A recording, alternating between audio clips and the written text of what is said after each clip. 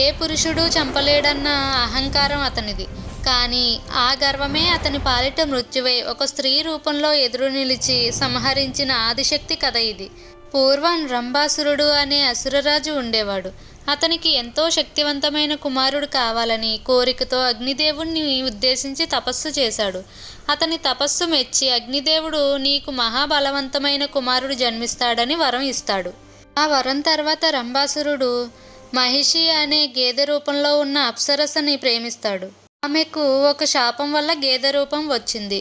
అది తెలుసుకున్న రంభాసురుడు మహిషి అనే స్త్రీని వివాహం చేసుకుంటాడు.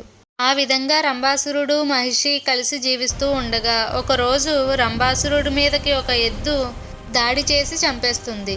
అప్పుడు కడుపుతో ఉన్న మహిషి బాధతో అగ్ని ప్రవేశం చేస్తుంది. అప్పుడు అగ్ని నుండి మహాబలవంతమైన మహిషాసురుడు జన్మిస్తాడు. ఆ విధంగా రంభాసురుడు మహిషి దంపతులకు మహిషాసురుడు జన్మించాడు. అందుకే మహిషాసురుడు గేదె రూపం, మనిషి రూపంగా రూపాలు మార్చగలిగేవాడిలా కనిపిస్తాడు. మహిషాసురుడు లోకంలో అందరికంటే గొప్పవాడిలా ఉండడం కోసం బ్రహ్మదేవుడికి తపస్సు చేశాడు. తపస్సుకు మెచ్చి బ్రహ్మదేవుడు ప్రత్యక్షమై ఏ వరం కావాలి అని అడిగాడు.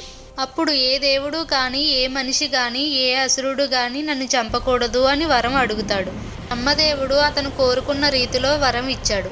ఆ వరంతో మహిషాసురుడిలో అహంకారం పెరిగింది. దేవతలపై యుద్ధం చేసి స్వర్గాన్ని స్వాధీనం చేసుకున్నాడు. దేవతలంతా భయంతో బ్రహ్మ, విష్ణు, మహేశ్వరుల వద్దకు వెళ్లారు. అప్పుడు వారంతా ఒక నిర్ణయం తీసుకున్నారు. మహిషాసురుణ్ణి ఆపడం మన వల్ల కాదు, ఒక శక్తితోనే సాధ్యం అవుతుందని. అప్పుడు లోకాలన్నింటినీ మూలమైన ఆదిశక్తి ఉద్భవించింది. దుర్గాదేవి రూపంలో అవతరించింది. ఆ దుర్గాదేవి ప్రత్యక్షమైన క్షణంలో దేవతలంతా ఒక్కొక్కరుగా ఆ దేవికి ఆయుధాలను ఇచ్చారు. అది తెలుసుకున్న మహిషాసురుడు ఆ దుర్గాశక్తి మీదకి యుద్ధానికి బయలుదేరాడు.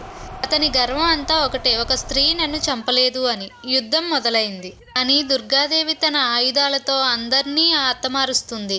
మహిషాసురుడు సైన్యం క్రమంగా చెదిరిపోతుంది. అది చూసి కోపంతో మహిషాసురుడు తన స్వరూపాలను మారుస్తూ ఆ తల్లిని దారి మరలించడానికి చూస్తాడు. కానీ దుర్గాదేవి గందరగోళం పడలేదు. ఆమె చూపు ఒక్కటే, వాడి గర్వాన్ని అణచాలి అని ఆ మహిషాసురుణ్ణి మహిషి రూపంలో పట్టుకుని సంహరిస్తుంది.